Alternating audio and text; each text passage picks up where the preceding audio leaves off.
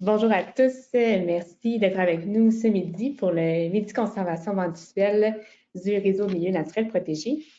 Moi, c'est Mégane. En fait, je suis une nouvelle chargée de liaison en conservation à RMN et c'est moi qui s'occupe principalement des formations et du renforcement des capacités. Alors, vous allez sûrement me voir souvent pendant les Midis Conservation si vous y participez. Et je serai l'animatrice du webinaire aujourd'hui, donc bienvenue dans notre salle virtuelle aujourd'hui. Juste avant de commencer, je vais faire une petite parenthèse sur la revue Natura que vous avez peut-être eu la chance de voir aux ateliers la semaine passée. Donc, elle est maintenant disponible. Vous pouvez soit télécharger une copie en ligne ou faire une demande. Maxime nous montre la superbe revue en ce moment. Donc, vous pouvez soit aller la télécharger ou faire une commande d'envoi postaux sur notre site web. Et on a aussi un onglet pour les dons, justement, qui vont nous aider à la production des futures éditions de cette revue. Donc, on voulait juste vous faire une petite parenthèse rapidement. Puis à la fin de la conférence, on va vous mettre un lien pour avoir accès justement ou à l'endroit sur le site web où elle est disponible.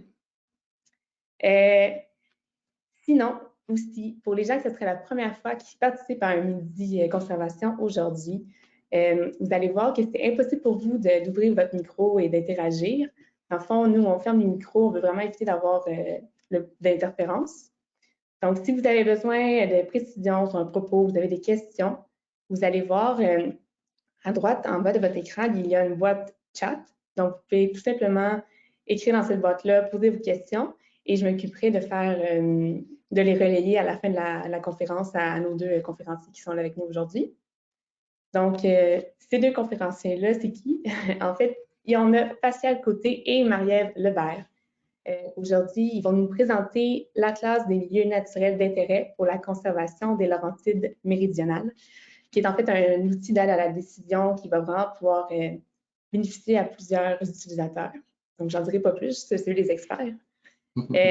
Sinon, tout d'abord, je vous présente Pascal Côté, qui est chargé de projet Sciences et planification de la conservation à Conservature de la Nature Canada, Région du Québec.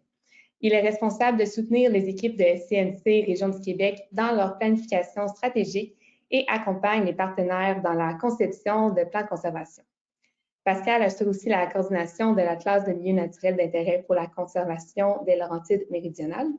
Il est biologiste de formation et possède une maîtrise en sciences de l'environnement avec une spécialité en aménagement forestier. De l'autre côté, on a Marie-Ève Lebert, qui elle est coordonnatrice en géomatique à la Conservation de la Nature Canada, Région du Québec également. Elle est détentrice d'un baccalauréat en écologie et d'une maîtrise en sciences géographiques avec un cheminement de type court en géodéveloppement durable. Elle réalise des projets d'analyse spatiale et de cartographie web, tant pour des besoins internes que dans le cadre de partenariats. Marie-Ève a effectué les analyses de plusieurs cibles de conservation ainsi que l'analyse multicible de l'Atlas des milieux naturels d'intérêt pour la conservation des Laurentides méridionales. Donc, sans plus tarder, je vous laisse la parole, Pascal et Marie-Ève. Donc, super, merci Mégane.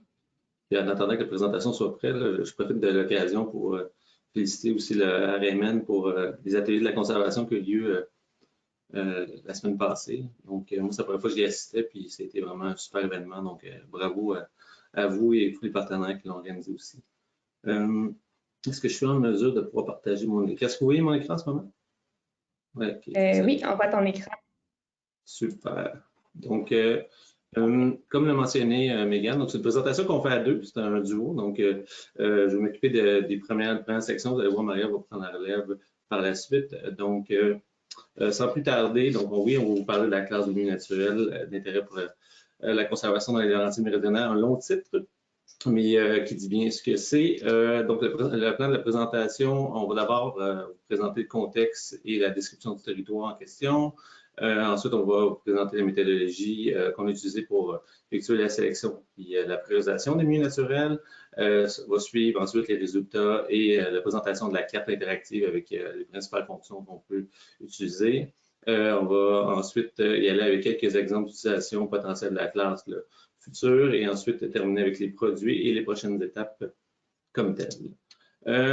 Aujourd'hui, c'est Marie-Ève et moi qui faisons la présentation, mais je pense que c'est vraiment important qu'on spécifie dès le départ que ce projet-là est venu en collaboration avec des partenaires super importants. Vous voyez à l'écran les personnes qui ont travaillé en collaboration étroite avec nous. Donc, évidemment, il y a des membres de l'équipe de SNC, mais évidemment, il y a aussi des gens du gouvernement, des différents ministères, entre autres le MELCCFP, donc ministère de l'Environnement du Québec. Je vais revenir tantôt sur les noms que vous voyez à l'écran, donc les personnes comment ils nous ont aidés.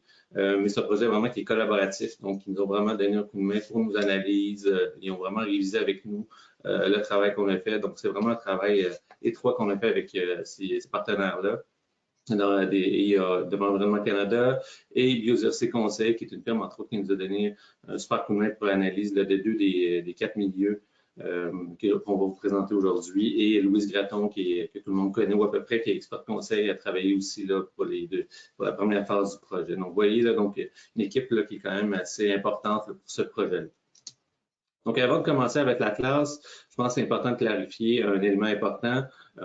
Évidemment, dans le titre de la classe, on trouve le mot Laurentides et ça peut porter à confusion. Donc, ce qu'on voit à l'écran, c'est la région des Laurentides qu'on connaît tous, donc qui parle au nord de Montréal, qui s'en va vers Mont-Laurier, donc qui, il y a quelques années, pour ceux qui arrivaient de Montréal, peut-être que se souviennent de ce fameux robinet qu'on trouvait là, au glissade d'eau de Piémont, donc à l'entrée des Laurentides. Mais c'est pas cette région-là qu'on parle, on parle plutôt de la province naturelle des Laurentides méridionales. Donc, peut-être les gens ne sont pas familiers avec le concept de province naturelle. En fait, c'est le niveau 1 du cadre de référence du Québec. Donc, vous voyez, du cadre écologique de référence du Québec, je dis bien. Vous voyez à l'écran, il y a 17 provinces naturelles au Québec. Il y a parmi les plus grandes, celles qui sont très connues ou auxquelles on travaille davantage en conservation dans le sud. Bien évidemment, il y a les Basses-Terres du Saint-Laurent et il y a les Appalaches, donc A et B.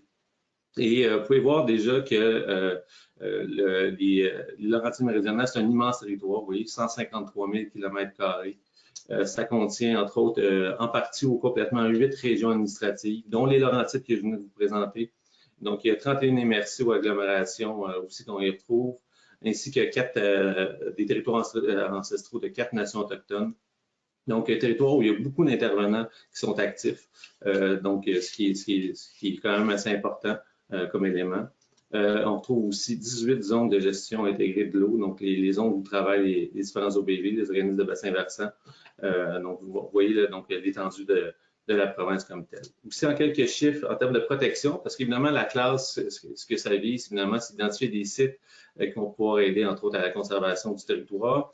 En ce moment, on a seulement 2,3 % du territoire que vous voyez à l'écran qui est protégé, ce qui est peu. On sait les objectifs qui avaient été fixés par le gouvernement du Québec, dans les fameux objectifs d'Aichi, étaient que d'ici 2020, il y a 17 % du territoire qui soit protégé. À l'échelle de la province, ça a été atteint, mais dans le sud, on sait que ça a été plus compliqué. Vous voyez, donc, dans la région, on est à seulement 2,3 % du territoire, mais ça reste quand même des parcs nationaux emblématiques. On retrouve, entre autres, évidemment, le parc national du Mont-Tremblant, le parc national de la Mauricie aussi, plusieurs autres là, qui sont très fréquentés aussi. Évidemment, d'autres types d'aires protégées, comme les refuges fauniques ou les écosystèmes forestiers exceptionnels, par exemple. En termes d'écologie, on retrouve aussi 6 domaines bioclimatiques, donc ça, c'est énorme. Et ça justifie entre autres par différents facteurs. Évidemment, la latitude, on part du sud au nord de Montréal, on monte quand même jusque presque plus haut que le réservoir Gouin. Donc, un immense territoire, comme je le disais au départ. Puis aussi, l'aspect altitude.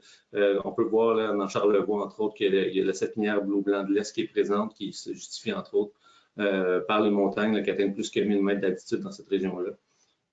Ça fait en sorte qu'on trouve une riche biodiversité sur le territoire.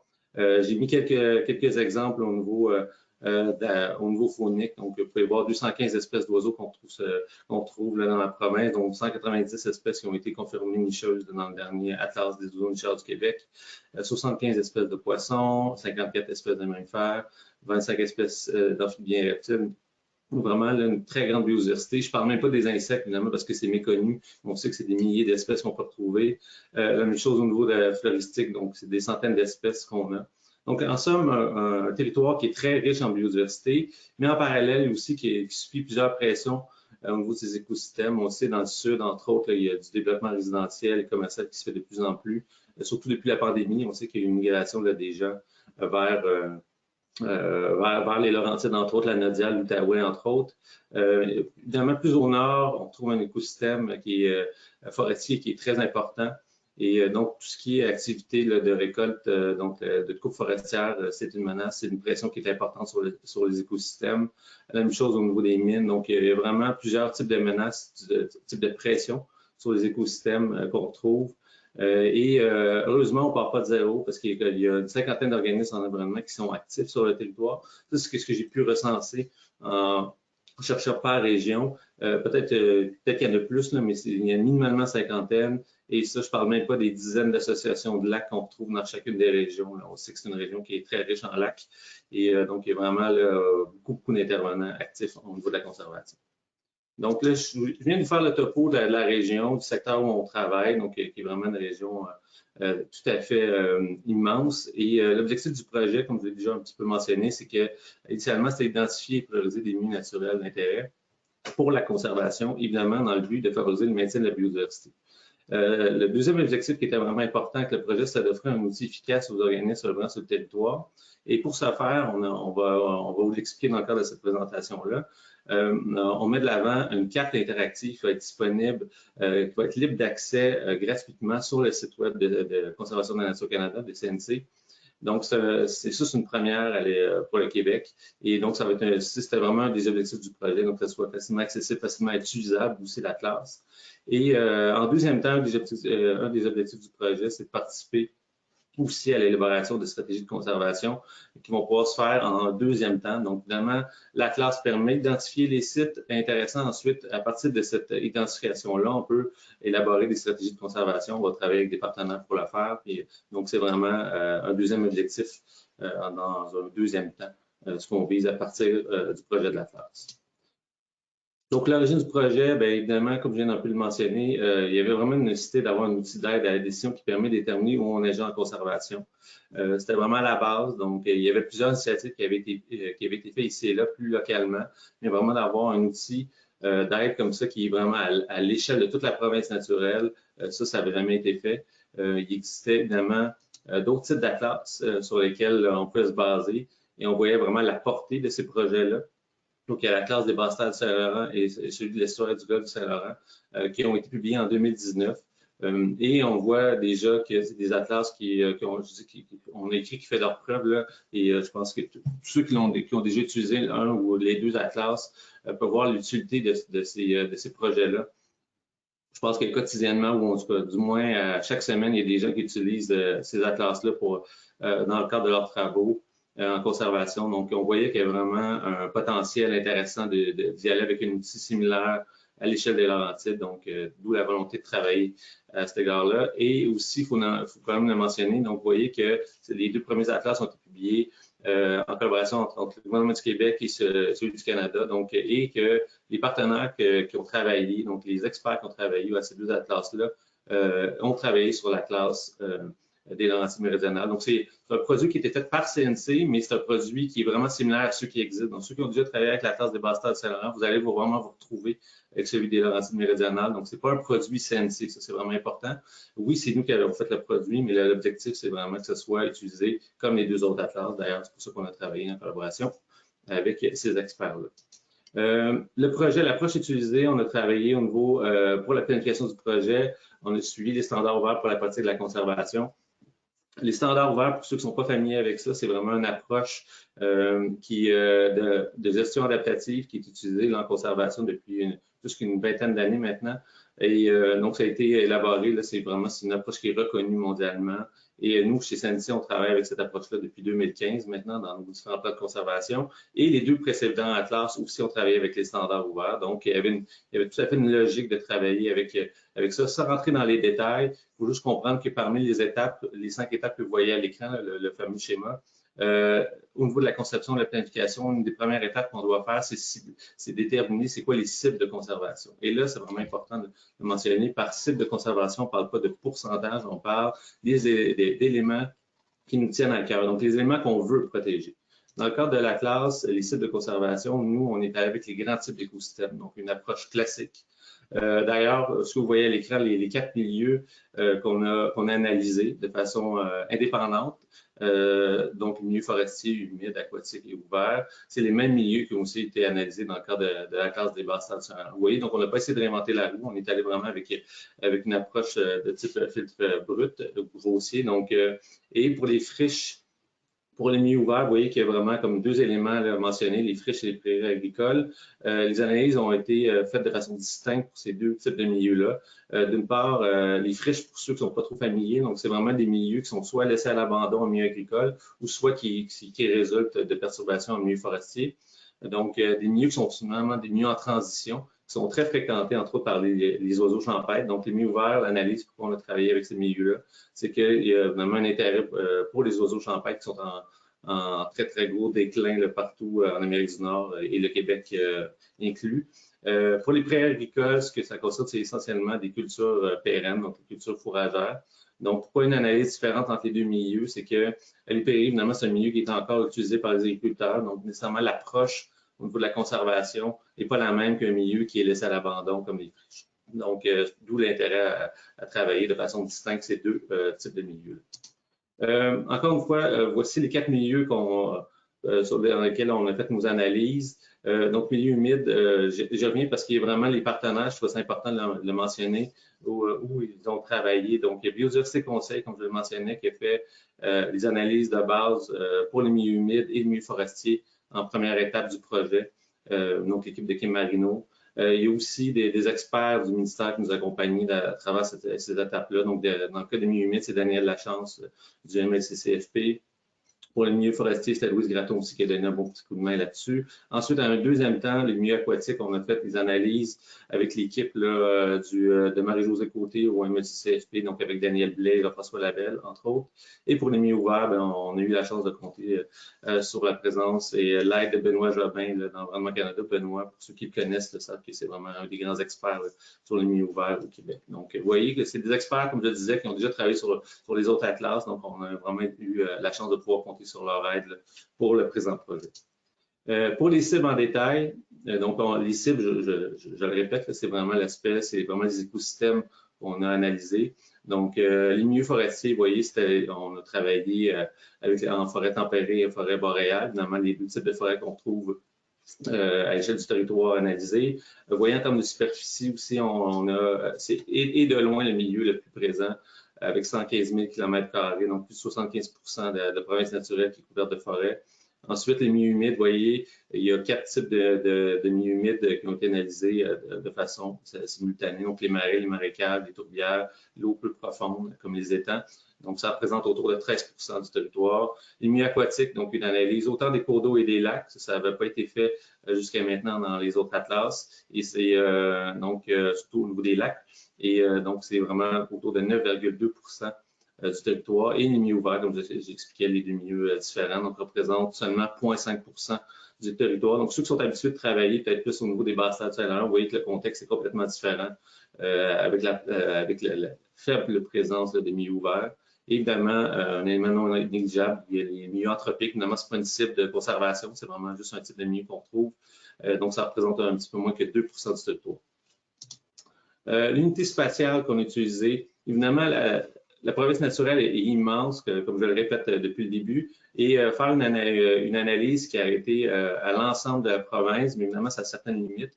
Donc, ce qu'on a fait, on a utilisé les zones territoriales. Donc, il y a 12 zones territoriales. Et une zone territoriale, en fait, c'est de l'agglomération de certains districts écologiques, donc le niveau 4 du cadre écologique de référence qui ont été mis ensemble, donc des districts qui sont similaires.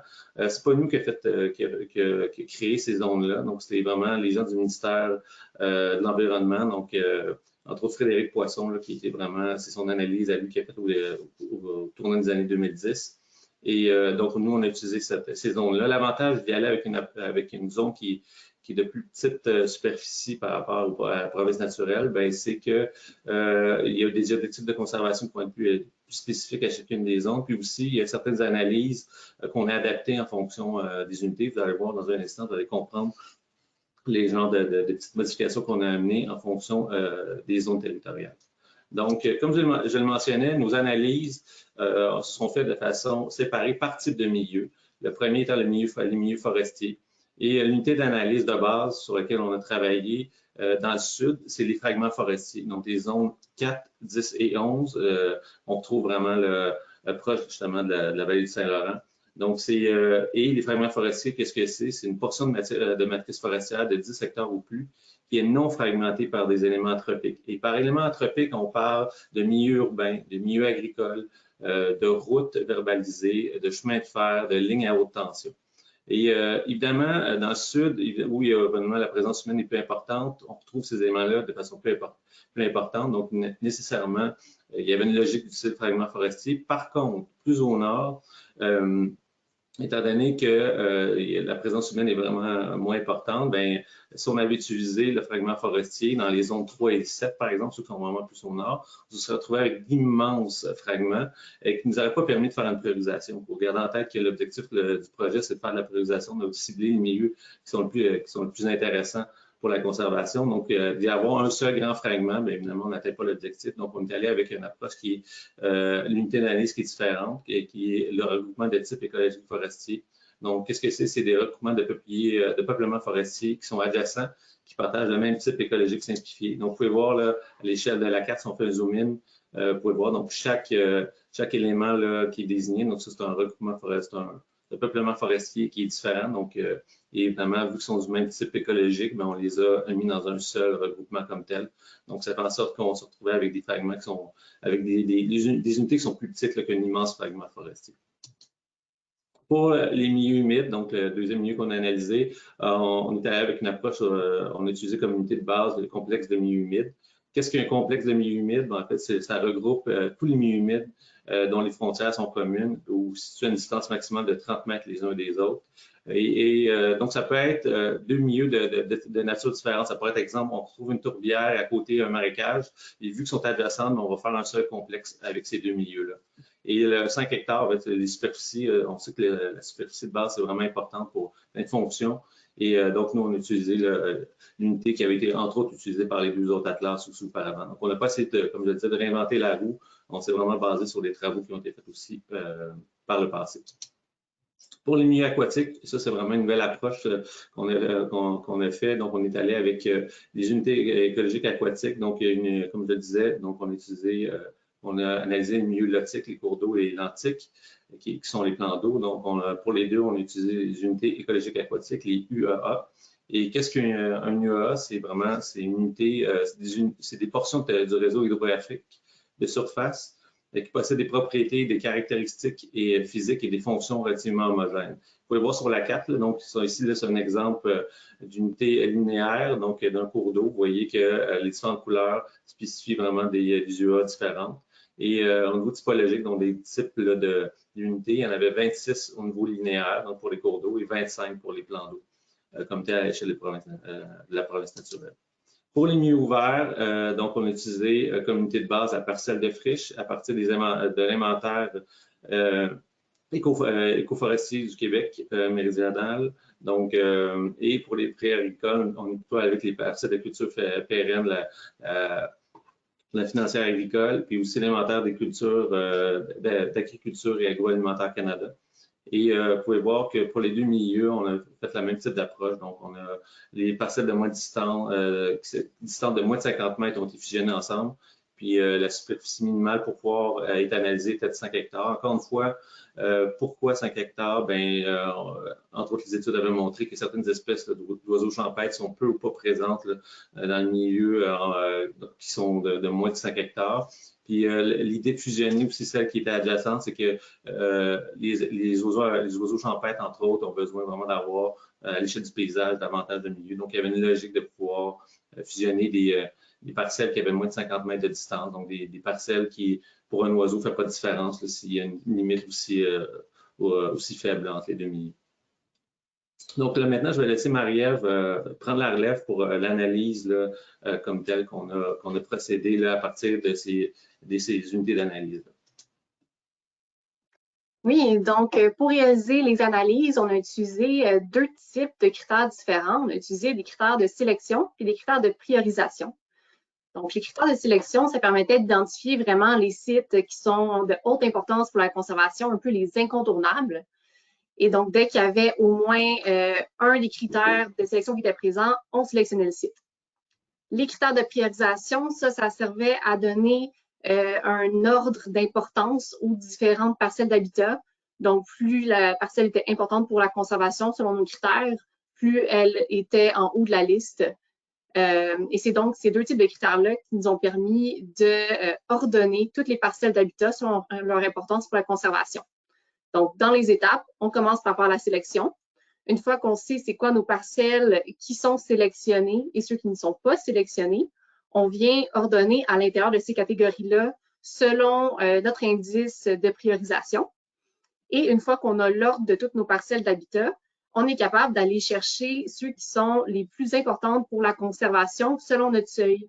Donc, par exemple, si on utilise le seuil de 30 eh bien, on va pouvoir savoir c'est quoi sur notre territoire, le 30 par exemple, des forêts, donc les petites parcelles de forêt qui seraient les plus importantes à venir conserver. Donc, au niveau des critères de sélection, les critères, oui, c'est le seuil flexible. Donc, on a quelque chose d'un peu innovant dans notre atlas, c'est le seuil flexible. Donc, dans les anciens atlas, le seuil était déterminé à 20 Ils sont basés, entre autres, sur l'objectif 11 d'Aichi, qui était de protéger au moins 17 des zones terrestres et ou d'intérieur pour 2020. Comme les accords mondiaux créent des objectifs qui changent avec le temps, donc, nous, on a décidé de permettre d'avoir un seuil de représentativité qui est flexible. Donc, par exemple, maintenant, avec la Convention sur la diversité biologique, qui propose maintenant un seuil de 30 pour 2030. Donc, le fait d'avoir un seuil flexible, ça permet donc de sélectionner ce qu'on a besoin sur le territoire. Donc, par exemple, maintenant, 30 des milieux naturels à protéger. Et si la cible, elle change avec le temps, donc si éventuellement on veut encore plus que 30 on va être capable, avec notre outil, d'identifier par exemple 40 de milieux naturels les plus importants sur le territoire. Donc ça, c'est vraiment pratique. C'est un besoin des utilisateurs parce que si on est une MRC, si on est un OBV, un organisme de conservation, on n'a peut-être pas le même objectif. Donc, ça permet vraiment que chaque intervenant puisse utiliser l'outil et l'adapter à ses propres besoins. Et c'est vraiment quelque chose de novateur qui n'avait pas encore été fait au niveau des atlas. Donc, maintenant, on va pouvoir passer aux critères. Donc, pour ce qui est des critères de sélection, on avait différents critères selon les cibles. Donc, il y en avait certains qui s'appliquaient uniquement à une cible, d'autres qui s'appliquaient à l'ensemble des cibles. Et les critères qu'on avait étaient la proximité à des aires protégées publiques et privées, la présence d'écosystèmes forestiers exceptionnels, la présence d'occurrences floristiques à haute valeur de conservation, la présence d'occurrences fauniques à haute valeur de conservation, la présence d'habitats fauniques d'intérêt et l'irremplaçabilité d'une parcelle d'habitat. Donc, ces critères-là, comme je disais au début, c'est vraiment pour déterminer c'est quoi les sites qui sont incontournables à protéger. Et dès qu'un des critères était là, le site était sélectionné. Au niveau des critères de priorisation, c'était vraiment des critères qui étaient propres à chacun des types d'écosystèmes. Donc, on avait un nombre variable selon les types d'écosystèmes. C'était entre 4 et 8 critères qui étaient utilisés. Et les critères, comment ils ont été choisis? Mais on s'est vraiment basé sur ce qui avait déjà été fait dans d'autres projets semblables. Donc, on est allé analyser c'est quoi les méthodologies dans les analyses de priorisation des milieux naturels qui ont été faites au Québec, notamment dans les 2 atlas précédents. Et c'est avec ça qu'on a déterminé c'est quoi les critères qu'on utilisait pour chacun des types d'écosystèmes. Il y avait certains critères qui se retrouvaient plus souvent dans différents types d'écosystèmes, dont la superficie et la forme des parcelles d'habitat. Donc, la superficie, c'était important parce que ça vient influencer la diversité des espèces. Donc, plus on a une parcelle d'habitat qui est grande, plus il y a de chances qu'il y ait une grande diversité d'espèces dans cette parcelle-là. Et au niveau de la forme, eh bien, plus on a une parcelle d'habitat avec une forme régulière, plus on va avoir un grand habitat d'intérieur. Et donc, ça l'encourage à avoir, encore une fois, une plus grande diversité d'espèces. Donc, maintenant, je vais laisser Pascal présenter les résultats des différentes cibles de conservation. Oui, donc comme Mariam l'a mentionné, comme je l'avais dit aussi au départ, donc les résultats des analyses qu'on a effectuées, c'est parti d'écosystèmes. On a fait aussi une analyse multi-cible qui est pour la classe. Donc multi-cible, ça veut dire qu'on a mis plusieurs écosystèmes. Donc on a additionné, vous allez voir là, avec la carte, ça va vous parler dans un instant. Puis donc évidemment, il y a moyen de les sites multi-cibles, ça regroupe au moins 2 sites contigus de sites différents, donc de milieux différents qui respectent le seuil de priorisation choisi, puis c'est 30 %. Donc, pour les milieux forestiers, vous voyez, donc ça, c'est le premier résultat. Encore une fois, avec le fameux seuil de 30 %, on revient là-dessus, là, le seuil utilisé, le 30 %, ça veut dire qu'on a choisi c'est une sélection des milieux jusqu'à 30 % qui sont plus intéressants. Donc, évidemment, si on prenait tous les milieux, ça serait 100 %. Donc, là, on en a pris les 30 % les plus intéressants. Donc, c'est les fragments qui sont priorisés. Et ce qu'on voit à l'écran dans le bas, donc c'est plusieurs fragments importants qu'on trouve dans la zone 4, donc dans les Laurentides, l'Outaouais, et c'est entre autres là où on trouve, là, nous on a une propriété dans laquelle on travaille avec des partenaires qui s'appelle Kenok. C'est une zone qui est vraiment hyper importante là, pour la connectivité là, entre autres l'Ontario, le nord des États-Unis et le parc du Mont-Tremblant. Donc c'est une zone qu'on travaille, donc de voir que ça apparaît comme tel dans la classe, mais ça permet de voir à quel point justement c'était justifié de travailler là, mais même pour d'autres partenaires, pour voir où on peut travailler, bien, vous voyez que la classe permet de voir là, où se retrouvent les milieux forestiers d'intérêt avec un seuil de 30 %, évidemment. Donc, un autre élément, au niveau des milieux humides, vous voyez que la zone 3 au nord est encerclée. Donc, et ce qui est intéressant avec la classe, c'est que au départ, quand on a vu ça, on n'avait aucune idée pourquoi, évidemment, ça avait été sélectionné. Donc, quand on regarde la carte, évidemment, après ça, ce qui est intéressant, c'est qu'on peut aller voir, en cliquant, Marie va vous montrer ça avec la carte interactive, de voir c'est quoi, quels critères, en fait, justifier le fait qu'il y a autant de complexes de milieux humides qui est sélectionné. Dans ce cas-ci, c'est la naturalité qui était très élevée. Donc, un critère de priorisation. Il y a aussi la captation du carbone. Il y avait aussi le fait qu'il y avait beaucoup de milieux humides aussi qu'on retrouve là, qui sont adjacents.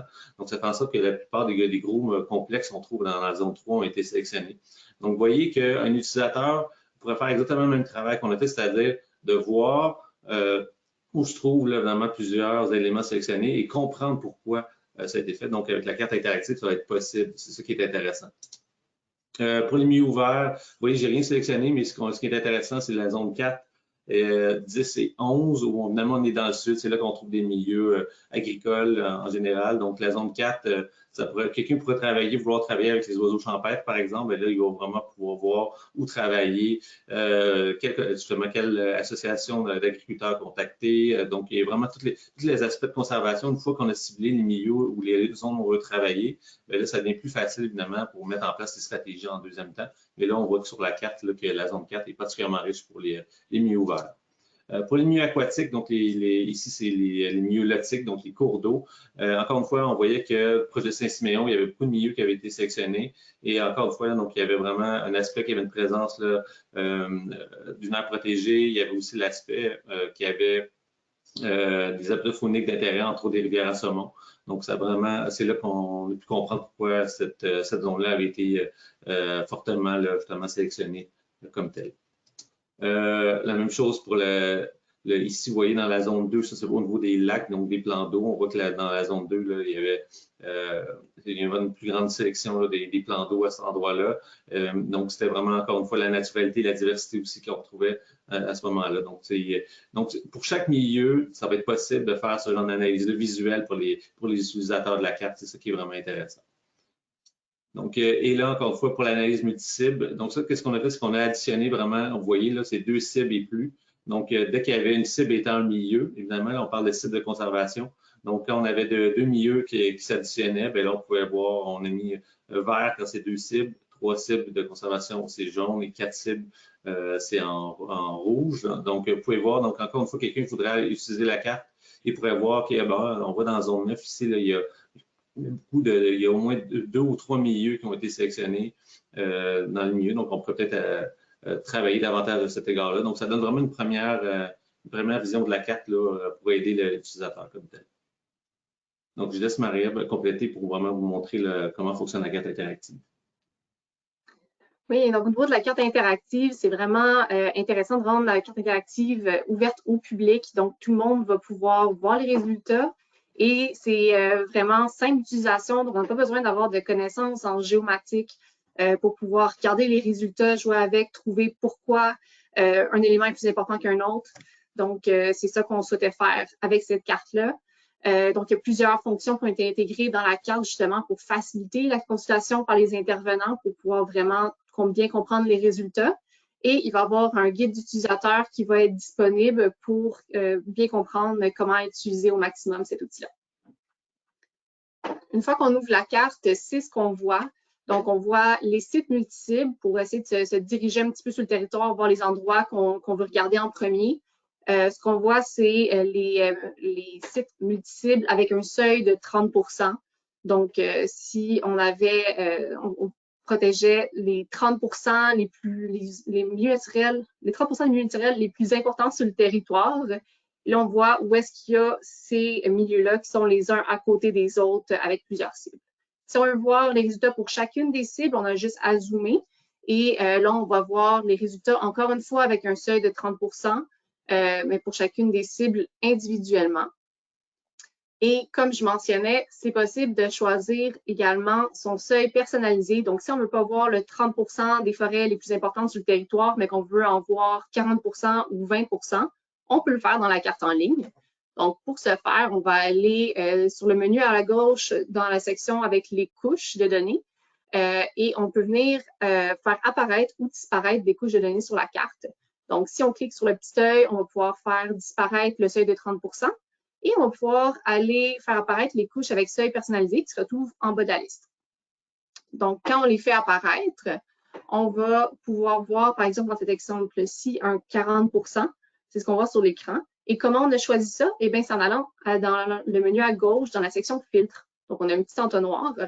Et à cet endroit-là, on a des petits curseurs pour pouvoir venir déterminer c'est quoi notre seuil pour chacune des cibles. Donc, on peut le faire pour chacune des cibles de manière différente. Donc, je peux décider que je veux protéger 30% de mes forêts, mais j'aimerais ça voir c'est quoi les 40% des milieux humides qui sont les plus importants. Donc, c'est possible de le faire différemment pour chacun des types d'écosystèmes. Et quand on vient jouer avec le curseur, ça va venir changer en temps réel. Donc là, par exemple, sur l'image précédente, c'était 40% du territoire qu'on voit. Et sur l'image suivante, c'est le 20%.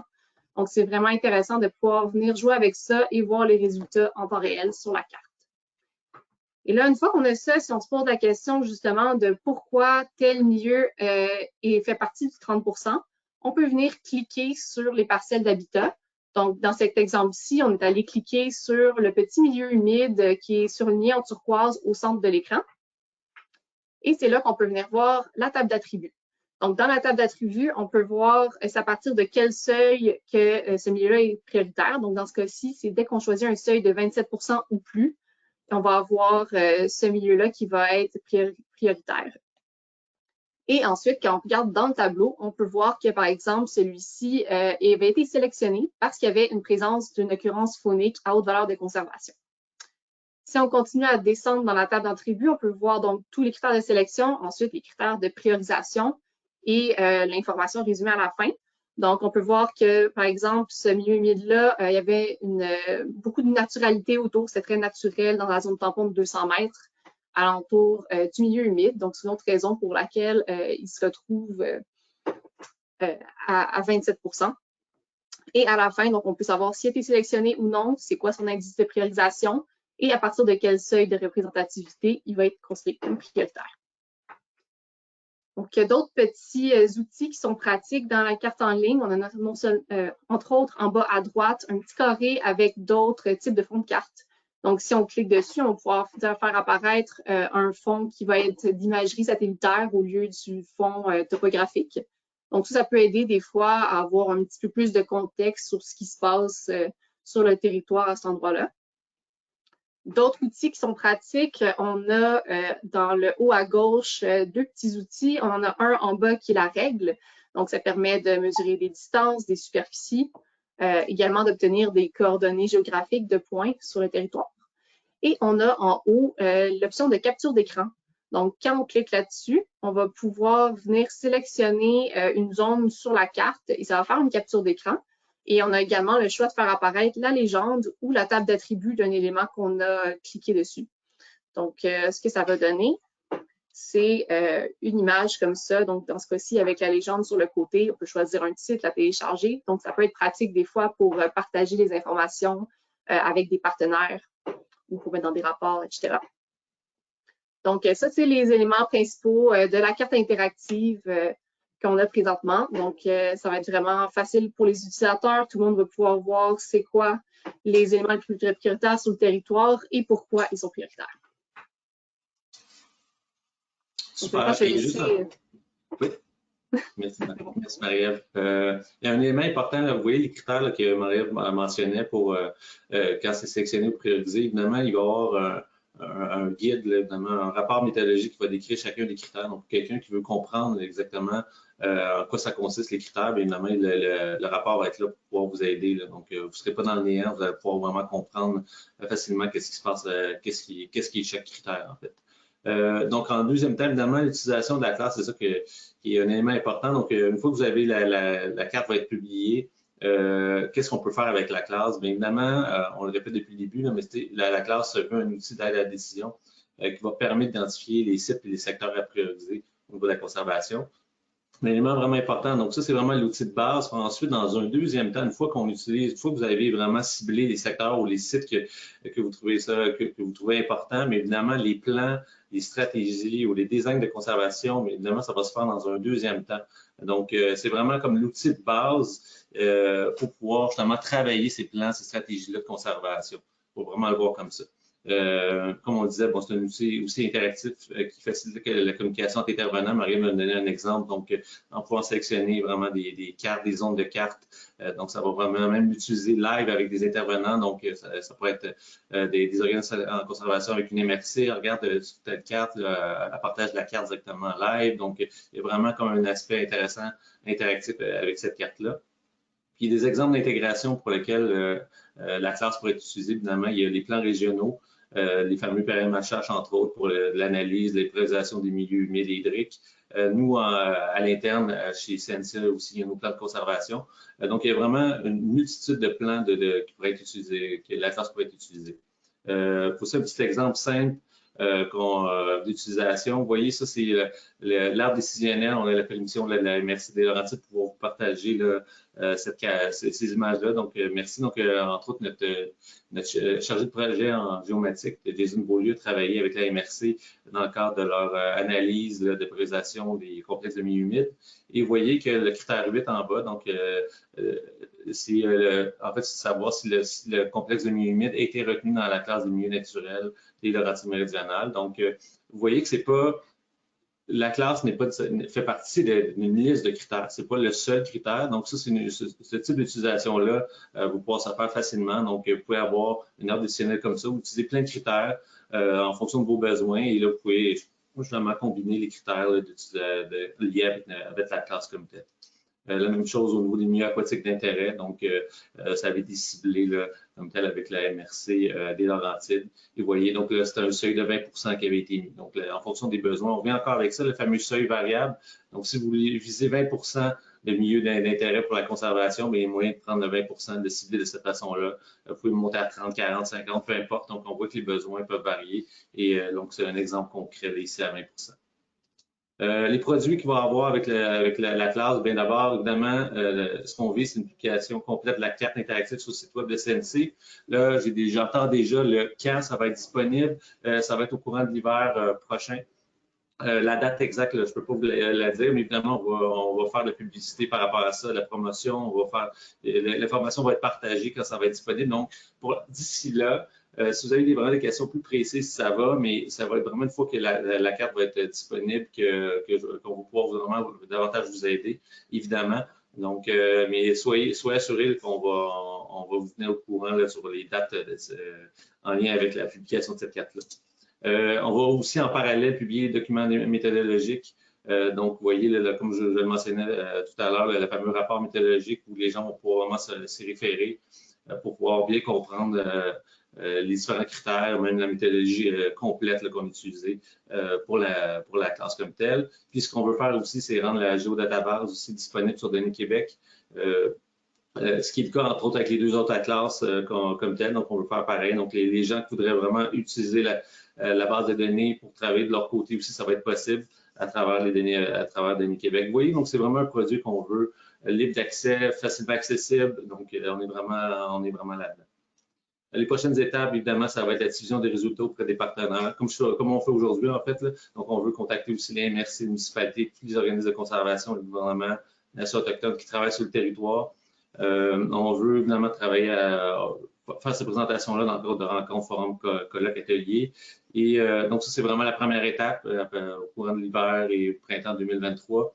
Et ensuite, évidemment, on pourrait même faire des présentations plus poussées, là, donc en fonction de vos besoins. C'est-à-dire, j'aimerais ça mieux comprendre votre méthodologie, les critères que vous allez utiliser. Est-ce qu'il y a moyen de faire une présentation? La réponse est oui. Donc, on va pouvoir vraiment adapter là aussi nos présentations en fonction de vos besoins. Donc, ça, c'est sûr et certain. Puis d'ailleurs, on va contacter les partenaires qui travaillent sur le territoire. On va faire ce travail-là. Donc, on veut vraiment travailler en collaboration pour que l'Atlas soit utilisé, évidemment.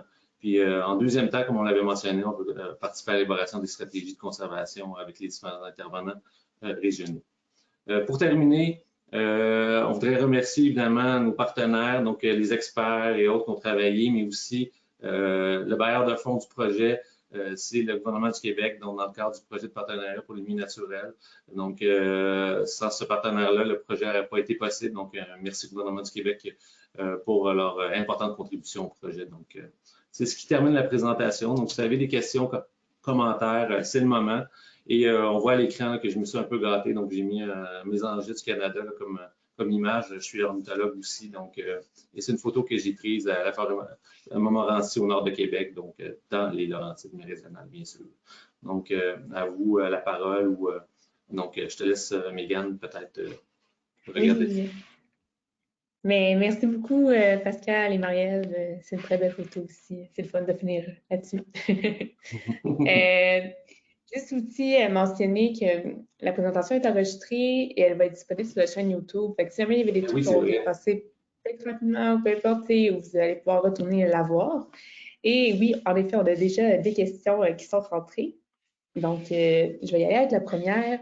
On a Elisabeth Bussière qui demande « Est-ce que le rapport méthodologique est disponible en ligne? » Il va l'être. Donc, ça va tout être finalement un peu comme un package. Là, on va mettre la carte et le guide. Donc, ça va être sur notre site web. Donc, les gens vont pouvoir avoir accès à la carte et rapidement télécharger le guide méthodologique. Donc, ça va être vraiment simple d'utilisation. Donc, ça n'est pas encore disponible pour le moment. Donc, on vise encore une fois l'hiver 2023 pour que tout soit disponible. C'est vraiment une première présentation publique. Hein, on ne l'a pas mentionné au départ. Donc, c'est tout frais les résultats. On voulait vous le présenter parce qu'on trouve ça important de le faire maintenant. Puis il y avait une belle occasion avec les midi-conférences, les midi-conservations du RMN. Mais donc, ça va être vraiment on vise là, justement peut-être au courant du mois de février pour pouvoir publier tout ça là, comme tel. Parfait. Non, on a Marc-André Villard qui demande parmi vos critères, est-ce que l'importance potentielle pour la connectivité était prise en compte? Dans le fond, la manière qu'on l'a pris en compte, c'est au niveau de la connectivité à des aires protégées existantes, soit privées ou publiques. Donc, c'était un des critères de sélection. Donc, au lieu de sélectionner les sites qui sont dans une aire protégée, on prend ceux qui sont autour, donc dans 1 kilomètre autour, pour venir favoriser justement de commencer à faire des corridors autour de ces aires protégées-là. Mais ce n'était pas un critère de priorisation, c'est vraiment dans les critères de sélection. Super. Si jamais vous avez comme d'autres questions, suite aux réponses, vous pouvez aussi les ajouter dans votre chat. On a encore un bon petit 8 minutes. Donc, sinon, on a Chantal Maillé qui demande dans les travaux de l'Atlas des milieux d'intérêt, avez-vous considéré le développement minier en lien avec les minéraux critiques qui pourraient contribuer à faire diminuer la cible du 30% en 2030? Est-ce que les projets miniers pourraient en faire en sorte que les secteurs à prioriser pour la conservation des milieux changent d'Atlas à court terme? Je peux répondre si tu veux, Marielle. En fait, c'est que l'Atlas, ça fonctionne, c'est qu'on établit c'est quoi les sites d'intérêt, donc en se basant comme sur des critères que vous avez vus, donc les critères au niveau plus écologique comme tel. Là, ce qu'on parle avec les mines, c'est vraiment une menace, donc une pression qui est sur le milieu. Et ça, nous, entre autres, CNC, on fait ce genre d'analyse-là, c'est qu'on fait vraiment, on utilise la valeur de conservation des milieux en premier. Puis ça, dans une aire décisionnelle, on va ajouter c'est quoi les pressions sur le milieu. Donc, c'est dans un deuxième temps. Donc, je dirais aux intervenants que l'outil ne sert pas à ça. Donc, il n'y a pas de menace comme telle qui est potentielle ou autre, ou de pression potentielle qui a été mise dans l'analyse, mais ça peut se faire dans un deuxième temps, dans d'autres types d'analyses où on combine effectivement c'est quoi les sites à haute valeur de conservation, puis c'est lesquels qui sont le plus menacés potentiellement aussi. Donc, on peut voir après ça où on voudrait travailler ou ne pas travailler parce qu'exemple, effectivement, il y a du développement minier prévu dans telle zone. Donc, effectivement, ça va influencer. On ne veut pas nécessairement vouloir protéger un milieu qu'on sait qu'il va être affecté par des mines, par exemple. Donc, ça se fait dans un deuxième temps, dans un autre type d'analyse que nous, on fait d'ailleurs à CNC, le plus à l'interne, mais ça peut se faire n'importe quel partenaire pour travailler à cette échelle-là avec la cartographie des menaces, ce qui peut se faire vraiment, comme je le disais, dans un deuxième temps, mais non, c'est pas inclus dans les analyses comme telles. Parfait. On a une autre question. Est-il prévu d'intégrer les résultats des 2 précédents atlas? En fait, les atlas sont vraiment comme séparés les uns des autres. Donc, nous, on publie vraiment ceux pour les Laurentides méridionales. Les 2 autres, d'ailleurs, n'ont pas été faits par CNC, c'est par le gouvernement. Donc, c'est eux qui ont leurs données, mais donc, ils ne seront pas publiés tous ensemble ou à un même endroit. Là. On a eu d'ailleurs des discussions, on a eu des questions à savoir s'il ne pourrait pas y avoir justement une carte interactive pour être publiée pour les 2 autres atlas. Donc, je sais que c'est discuté. Il n'y a pas de projet à court terme là-dessus. Donc, parce que c'est sûr que ça, c'est une des limites qui avait été ciblée, le fait qu'il n'y ait pas de carte interactive. Pour nous, c'est pour ça qu'on trouve ça intéressant. C'est que d'utiliser la base de données, c'est une chose, mais souvent, c'est des organismes qui vont avoir justement des géométriciens donc qui ont ArcGIS, qui peuvent travailler la base de données. Alors que là, dans ce cas-ci, c'est que ça va vraiment être ouvert à tous. Là. Donc, n'importe quel citoyen pourra aller sur la carte et pouvoir vraiment s'amuser, voir c'est où les sites d'intérêt. Donc, vraiment, là, comme c'est ouvert vraiment à tous. Donc, oui, c'est ça. Puis les 2 autres atlas, évidemment, on travaille. Tu sais, je le répète, là, donc, c'est vraiment les mêmes experts qui ont travaillé sur ces 2 projets-là, qui ont travaillé avec nous là, pour le présent atlas. Donc, il y a vraiment des similitudes. Là. Donc, quelqu'un va voir notre rapport méthodologique, va voir qu'est-ce qui a été fait dans les basses terres, va voir vraiment plein de similitudes. C'est normal, puis c'est voulu. C'est que, comme je le disais, là, on ne voulait pas réinventer la roue à travers ce projet-là. On voulait vraiment comme utiliser ce qui existait pour les 2 autres atlas, l'adapter au territoire en question, puis en fonction des différents critères qui étaient un peu différents. Mais en somme, c'est vraiment, en termes de méthodologie, c'est très, très similaire. Donc, voilà. Parfait. Ici, on a Marie-Lou Deschênes qui dit que c'est vraiment un bel outil. Et merci beaucoup pour ce partage. Est-ce que les données Shapefile pourront être rendues disponibles également si nous voulons les superposer à nos analyses et modélisations? Donc oui, ça va être disponible sur Données Québec. Donc, je ne sais pas si ça va être exactement le format Shapefile, mais ça va être des formats qui vont pouvoir être utilisés dans QGIS puis ArcGIS, donc qui vont être en ligne sur Données Québec. Excellent. Sinon, on a Claude Isabelle qui demande les images satellitaires sont de quelle date ou quelle année? C'est une bonne question. En fait, les images satellitaires, c'est un service web qui est créé par Esri qu'on voit en fond. Donc, c'est pas nous qui avons choisi des images satellitaires. Puis généralement, Esri il utilise quand même des données assez récentes. Donc, ça peut être différent d'un endroit à l'autre. Donc, des fois, quand tu te déplaces, c'est pas nécessairement toute la même année qu'on va voir comme image satellitaire. Là. Mais ils ont quand même des bons partenaires pour avoir des images assez récentes. Puis, c'est possible d'aller voir c'est quoi l'année de l'image si on va voir à la source du service web. Donc, si quelqu'un veut vraiment savoir, c'est quelque chose qui est possible. Parfait. Sinon, on a Hugues Tenier qui demande, on a déjà abordé un peu la question, mais avez-vous évalué la pertinence d'intégrer des critères de connectivité entre les aires protégées actuelles dans la démarche? Je vais laisser Pascal répondre. Oui, évidemment, comme je pense que Marie avait bien répondu, donc c'est un élément c'est des analyses qui ont été faites, entre autres, au niveau régional, c'est entre autres dans les Laurentides, là, il y a des analyses qui sont faites là, au niveau des corridors écologiques. Nous, on n'a pas travaillé avec ça, mais encore une fois, quelqu'un voudrait intégrer dans le cadre de leur propre analyse, voir ces critères-là, donc pour établir ce qu'est le milieu d'intérêt pour la conservation, incluant les corridors. Bien évidemment, il y a peut-être des données corridors qui pourraient être demandées à certains partenaires qui travaillent sur le territoire, voir, OK, vous avez fait vos propres analyses, est-ce qu'il y a moyen de combiner les deux, puis voir, faire une deuxième priorisation, par exemple, ou travailler en fonction de vos besoins. Et dans le cadre du projet de la classe, c'était vraiment plus au niveau du lien avec les aires naturelles protégées existantes. Donc, on s'est limité à ça parce qu'il y a plusieurs types d'analyses de connectivité qui ont été faits aussi. Et nous, on ne voulait pas rentrer là-dedans non plus. Donc, c'est vraiment comme finalement la valeur intrinsèque au milieu qui est la plus importante. Je vais peut-être ajouter aussi que dans la décision des critères, ce qui est important, c'est d'avoir une bonne donnée fiable pour l'ensemble du territoire. Puis souvent, les analyses de corridors, nos très bonnes études sont très locales, souvent, donc c'est un petit secteur, mais pas pour l'entièreté des Laurentides méridionales. Donc, c'est un facteur qui influence un peu les critères qu'on choisit. Bon point. Merci. Pour Marilyn Després, elle demande quel est le niveau de précision des couches? C'est des couches. Si on prend le multicible, on a fait des carrés de 1 km par 1 km. Donc, dès qu'il y avait plus qu'une cible qui était dans ce carré-là qui se touche, il fallait vraiment que fallait qu'ils se touchent. Donc là, à ce moment-là, l'échelle, c'est 1 km par 1 km pour les multicibles. Mais pour les cibles individuelles, c'est vraiment des données vectorielles. L'échelle dépend de c'est quoi l'unité d'analyse qu'il y avait au départ. Donc, par exemple, pour les cours d'eau, plans d'eau, c'est basé sur le CRHQ. Pour les milieux humides, c'est basé sur les données milieux humides du gouvernement et des canards illimités. Donc, ça dépend pour chaque cible, c'est quoi les données de base qui ont été utilisées pour faire les unités d'analyse.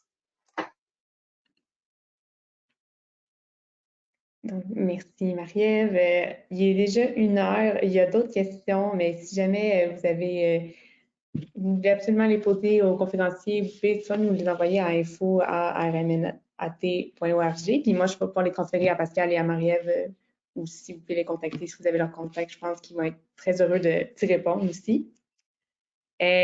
Donc, ça va être tout pour aujourd'hui. Donc, un gros merci à Pascal et Marie-Ève. Comme vous avez mentionné, c'est la première fois que vous vous présentez, donc ça peut être un petit challenge, mais je pense que ça a été super apprécié de tout le monde. Ça s'est super bien passé, donc merci.